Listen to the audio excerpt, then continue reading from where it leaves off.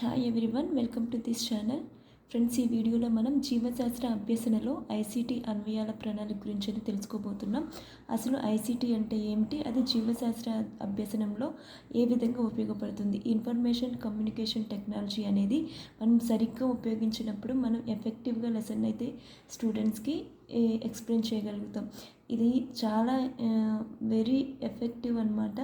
మనం ఇప్పుడు for example మనం బయాలజీలో ఒక హార్ట్ స్ట్రక్చర్ గురించి పిల్లలకి ఎక్స్ప్లెయిన్ చేయాలనుకుంటే దాన్ని 3D సెక్షన్ అంటే వెయిన్స్, ఆర్టియోల్స్ ఇవన్నీ గురించి మనం క్లియర్ కట్గా పిల్లలకి ఈ ఐసీటీని ఉపయోగించి ఎక్స్ప్లెయిన్ చేయొచ్చు అనమాట.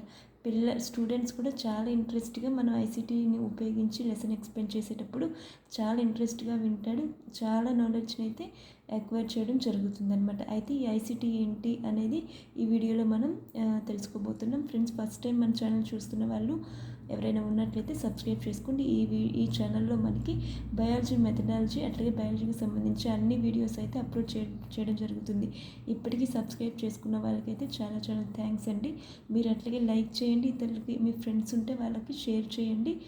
ఈ ఛానల్ యొక్క ప్రత్యేకత ఏంటంటే డిఎస్సికి సంబంధించిన అన్ని వీడియోస్ ఈ ఛానల్లో ప్రొవైడ్ చేయబడతాయి. అట్లాగే ప్రాక్టీస్ బిట్స్ కూడా ప్రొవైడ్ చేయబడతాయి. ఈ నెక్స్ట్ వీడియోస్లో ఇంకా మీ సపోర్ట్ బట్టి చాలా ఇన్ఫర్మేటివ్ వీడియోస్తో అంటే 2-3 బుక్స్ చదివి దానిలో నుంచి ఒక పాయింట్ గురించి అయినా సరే 2-3 బుక్స్ చదివేసి వాటిలో గురించి ఎక్స్ప్లెయిన్ చేయడం జరుగుతుంది. కనుక సబ్స్క్రైబ్ చేసుకోండి. సబ్స్క్రైబ్ చేసిన ఎవ్వరు కూడా నష్టపోరు అని ఈ ఛానల్ ద్వారా మీకు తెలియజేస్తున్నాను. ఓకే, చూద్దాం. విద్యలో ఐసీటీ భావన. ఐసీటీ అంటే సమాచార ప్రసార సాంకేతికం, అంటే ఇన్ఫర్మేటివ్ కమ్యూనికేటివ్ టెక్నాలజీ అన్నమాట. సమాచార సాంకేతిక సాధనాలైన internet, wireless network, cell phones, computer software, సామాజిక మాధ్యమాలు, ఇతర మాధ్యమాల అప్లికేషన్స్ అన్నిటిని కలిపి సమాచార ప్రసార సాంకేతిక శాస్త్రం అంటారు. ఈ ఐసీటీ పరిజ్ఞానాన్ని బోధనలో ఉపయోగించి బోధన పరిస్థితులను మెరుగుపరచడమే విద్యలో ఐసీటీ వినియోగంగా చెప్పబడుతుంది. దీనివల్ల అభ్యసన పరిస్థితులు మెరుగుపడతాయి. ఐసీటీ ప్రయోజనాలు. అవసరమైన సందర్భాల్లో చిత్రాలు, వీడియోలు బోధనా ప్రక్రియలో ఉపయోగించవచ్చు. అమూర్త భావనలన్నీ మూర్త భావనలుగా చేయవచ్చు. అంటే మనకి కనబడిన వాటి గురించి ఉన్న అభిప్రాయాలన్నీ కనిపించేటట్లుగా మనం చూడవచ్చు. ఒక హార్ట్ స్ట్రక్చర్ గురించి మనం చదువుకున్నామంటే అది మన స్ట్రక్చర్ చూసి చదివేదానికంటే వాటిని ఈ 3D సెక్షన్లో అంటే దాని వాల్స్ ఎట్లా ఉన్నాయి, దాని వెయిన్స్, దాని ఆర్టియోల్స్, మనకి పుప్పుస సిర లంగ్స్కి ఎట్లా వెళ్ళి అక్కడ మనకి లంగ్స్లో పుప్పుస సిర తీసుకెళ్ళిన బ్లడ్ ఎట్లా ప్యూరిఫై అయ్యి మళ్ళీ ఎడమ కన్నికలోకి చేరుతుంది. ఇదంతా మనం 3D సెక్షన్లో చూసినప్పుడు చాలా క్లియర్ కట్గా అర్థమవుతుంది. అట్లాగే ఆ అమూర్త భావనలన్నీ మనం చదివి నేర్చుకున్న దానికంటే చూసి నేర్చుకోవడం వల్ల కొంచెం ఇంకా ఎక్కువ శాతం నేర్చుకోగలుగుతాం. కాబట్టి అట్లా చూసి నేర్చుకోవడం వల్ల ఐసీటీ ఉపయోగపడుతుంది కదా. చూసి నేర్చుకోవడం వల్ల అది మూర్త భావనలు మనం చేయవచ్చు అని చెప్పి చెప్తున్నారనమాట. ఐసీటీ సాధనాలు ఉపయోగించడం వల్ల విద్యార్థికి స్నేహపూర్వక వాతావరణం ఏర్పడి హాజరు శాతం కూడా ఇంక్రీజ్ అవుతుంది. విద్యార్థి కేంద్రంగా బోధనా ప్రక్రియను మార్చవచ్చు అనమాట. మనం స్టూడెంట్ సెంటర్ లెర్నింగ్ అనమాట, అది అట్లా మార్చవచ్చు. బోధన ఈజీగా అవుతుందన్నమాట. తరగతి గదిలో ఐసీటీని సమైక్యపరచడం. నేటి సమాజంలో ఇంటర్నెట్ సౌకర్యం వచ్చాక wifi, CD ROMs, video technology అభివృద్ధి చెందాక సమాచార ప్రసారంలోనూ, రోజువారీ కార్యక్రమంలోనూ, రవాణా సౌకర్యంలోనూ, వ్యాపార రంగంలోనూ పెను మార్పులు వచ్చాయి. కానీ ఐసీటీ వినియోగం విద్యలో ఇంకా ప్రాథమిక దశలోనే ఉంది. అంటే చాలామంది టీచర్స్ నేర్చుకోవడం కోసం చాలా టైం పడుతుందన్నమాట. టీచర్స్ ఎఫెక్టివ్గా నేర్చుకున్నప్పుడు మాత్రమే స్టూడెంట్కి చాలా ఎఫెక్టివ్గా నేర్పించగలుగుతారు. అప్పుడు మాత్రమే స్టూడెంట్ చాలా ఇంట్రెస్ట్గా నేర్చుకోగలుగుతారు, తొందరగా నాలెడ్జ్ ఎక్వైర్ చేసుకోగలుగుతారు అనమాట. చాలా కొద్దిమంది ఉపాధ్యాయులు మాత్రమే సాఫ్ట్వేర్ అన్వయాల గురించి ఆలోచిస్తున్నారనమాట, దాని బోధనను ఉపయోగిస్తున్నారనమాట. దీనికి కారణం ఐసీటీ వినియోగంలో ఉపాధ్యాయులకు శిక్షణ లేకపోవడం, తగిన సౌకర్యాలు పాఠశాలలో లేకపోవడం, సమయాభావము, ఉపాధ్యాయుల ఆసక్తి లేకపోవడం, పాఠశాల ఆర్థిక స్థితి కొన్ని కారణాలు అయితే ఉపాధ్యాయులకు వీటి వినియోగంపై జాగృతి లేకపోవడం ఒక ముఖ్య కారణంగా చెప్పాలి. జీవశాస్త్ర బోధనలో అత్యంత ఆసక్తికరంగా చెప్పాలంటే ఐసీటీ వనరులను ఉపాధ్యాయుడు తప్పనిసరిగా ఉపయోగించాలి. అంతేకాకుండా నేటి పోటీ వాతావరణంలో విద్యార్థులు పాఠ్యాంశ పరంగా మంచి భావనలు పెంపొందించుకోవడానికి ఐసీటీ సాధనలు ఉపయోగపడతాయి. వివిధ ఐసీటీ సాధనలు లభించే వెబ్సైట్ల పరిజ్ఞానంతో ఉపాధ్యాయుడు బోధన ప్రారంభంలోనే హాజరుపరిచే సందర్భంలో దృశ్య శ్రవణ జ్ఞానేంద్రియాల అనుభవాలు కల్పించడానికి పాఠం ముగింపు దశలో మూల్యాంకన సాధనాలు ఉపయోగించడంలో బోధన ఆసక్తికరంగా చేయవచ్చు. అంటే వాళ్ళ దృష్టి వాళ్ళ వినికిడి మొత్తం మనం ఐసీటీ ఉపయోగించినప్పుడు ఆ స్క్రీన్ పైనే ఉంటుంది కనుక వాళ్ళ త్వరగా ఆ ఇంట్రెస్ట్ని మనం పెంచవచ్చు అనమాట. అట్లా వాళ్ళ మూల్యాంకనం కూడా మన ఇవాల్యుయేషన్ కూడా చాలా ఆసక్తికరంగా ఉంటుందన్నమాట. కానీ దీంట్లో ఏంటి అంటే కనుక ఉపాధ్యాయులు తొందరగా నేర్చుకోలేకపోవడం, అట్లాగే పాఠశాల వసతులు లేకపోవడము, ఈ ఆర్థికపరమైన కారణాలు మొత్తం వీటి ల్యాక్ గురించి తెలియజేస్తాయి అన్నమాట.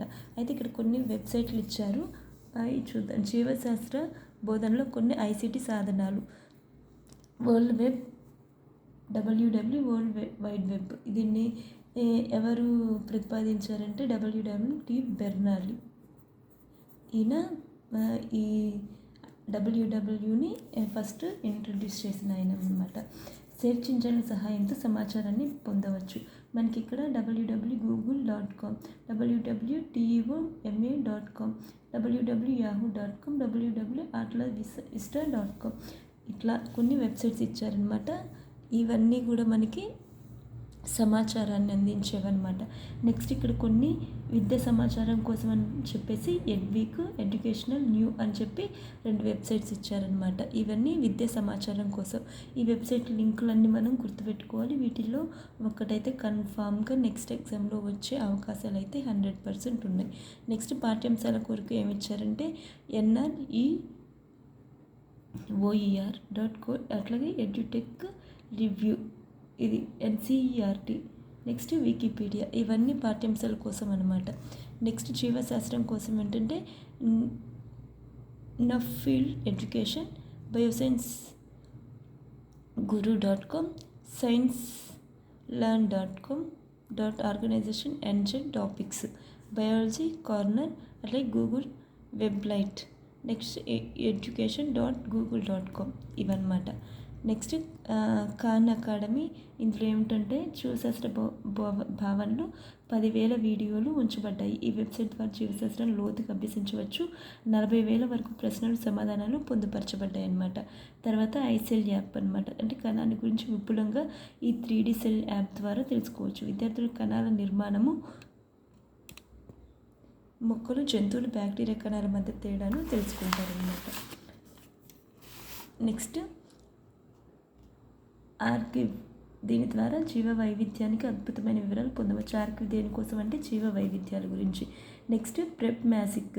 విజ్ఞాన శాస్త్రంలో కొన్ని సంఘటనలు కృత్రిమ లేదా కల్పిత వాతావరణం కల్పించబడి వాటి ద్వారా భావనలు పెంపొందించబడతాయి. Next National Geographic kids. వన్యప్రాణుల ఫోటోలు, ఆయా ప్రాంతాల ప్రజల గురించి వెబ్సైట్ ద్వారా తెలుసుకోవచ్చు అనమాట.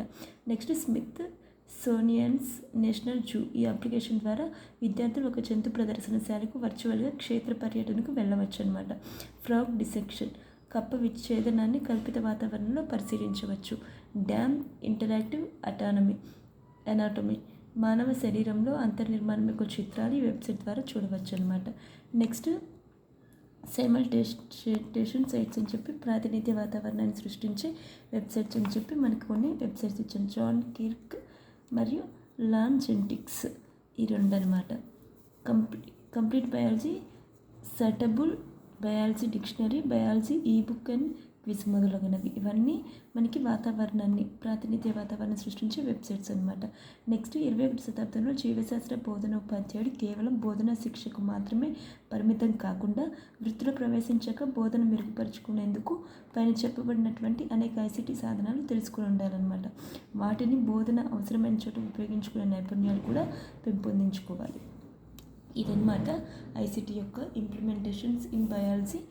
నెక్స్ట్ ఈ 5th చాప్టర్ యొక్క టోటల్ సారాంశం ఏంటంటే ఇక్కడ చిన్న పారాగ్రాఫ్లో ఇచ్చారనమాట. మనం ఈ మొత్తం చదివింది మనకి వార్షిక ప్రణాళిక, పాఠ్య ప్రణాళిక, పీరియడ్ ప్రణాళిక గురించి కదా. ఈ లెసన్ మొత్తం ప్రణాళికల గురించి చెప్పబడిందనమాట. నెక్స్ట్ హెర్బార్ట్ నిర్మాణాత్మక ఉపగమం, సిసిఈ మోడల్స్, అవన్నీ పాఠ్య ప్రణాళికలు.